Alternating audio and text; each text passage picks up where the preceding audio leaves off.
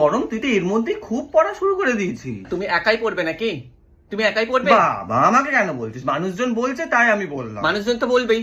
তুমি যখন পড়া শুরু করেছিলে বেশি করে, তখন তো মানুষ তোমাকেও বলেছিল না? তুমি শুনেছিলে? আমি কেন শুনবো?